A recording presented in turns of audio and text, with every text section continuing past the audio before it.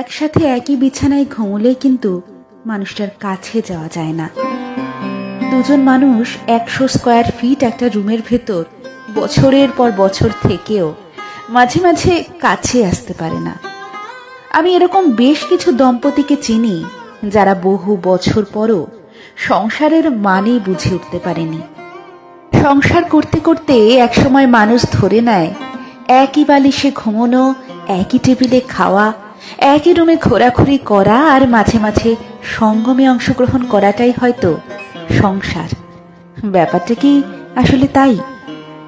তাহলে কিছু সংসার কখনো কখনো টেকে না কেন?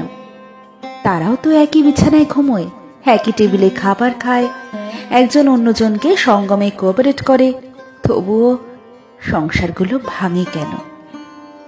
তুমি একটা মানুষের সাথে আছো, পাশে আছো, চোখের সামনে আছো, তবুও মাঝখানে একটা দূরত্ব থাকে। এই দূরত্বটা ভীষণ অন্যরকম, বলা যায় না, বোঝানো যায় না, সহ্যও করা যায় না। কারো বুকের উপর শুয়ে থেকেও মাঝে মাঝে নিজেকে খুব একা লাগে। দাম্পত্য জীবনে আসলে আমি কি চাই? সবই চাই, যা যা সবাই চায়, তবে আমি সেটাও চাই যেটা অনেকেই বুঝতে চায় না। সংসার মানে আসলে অভ্যাস। এই কনসেপ্টটা থেকে আমরা কেন জানি বের হতে পারি না। অভ্যাস অবশ্যই, তবুও সবই কি অভ্যাস? নতুন কিছুই কি থাকে না? আমরা একই ছাদের নিচে থাকি, অথচ কখনো একসাথে আকাশ দেখি না, কখনো সমুদ্র পাড়ে বসে কফির মগ হাতে নিয়ে নির্ভরশীলতার কাঁধে মাথা রাখি না। আমরা কখনো জিজ্ঞেস করি না, তুমি কেমন আছো, তোমার মন খারাপ কেন? আমরা হাত ধরে বসে থাকি না, আমরা সঙ্গম ছাড়া একজন অন্যজনকে জড়িয়ে ধরি না। আমরা কিছুতেই বুঝতে চাই না যে আমরা সমস্ত সময় তার সাথে কাটানোর পরও তাকে সময় দেওয়া প্রয়োজন। আমরা হয়তো শরীরের দিক থেকে কাছে আসি রোজ, অথচ আমাদের মনের দূরত্ব বেড়েই চলে। রান্না করার জন্য দিদি রাখলেও হয়, সংযমের জন্য পতিতাই এনাফ। তবুও সংসার কেন করা লাগে বলতে পারেন? সংসারের ডেফিনেশনটা শুধু নিঃশ্বাসের আর্দ্রতা অনুভব করার মাঝেই সীমাবদ্ধ না, এর বাইরেও কিছু থাকে। আমি একা, তুমি একা, আমরা একা, প্রচন্ড রকমের একা।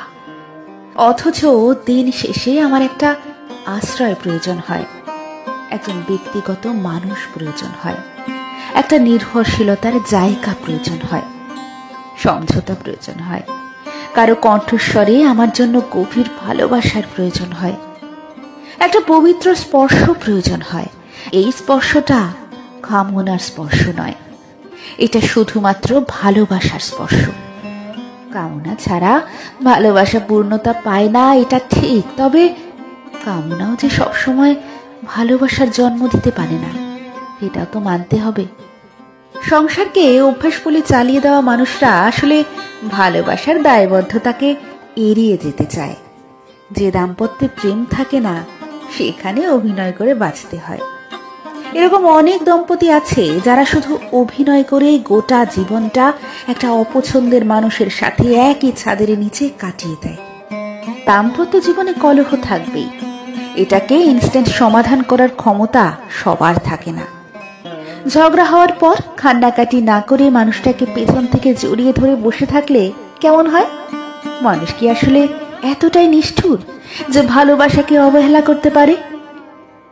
সংসার শুধু একটা অভ্যাস, এটা থেকে বের হতে হবে। সংসার একটা স্বর্গ।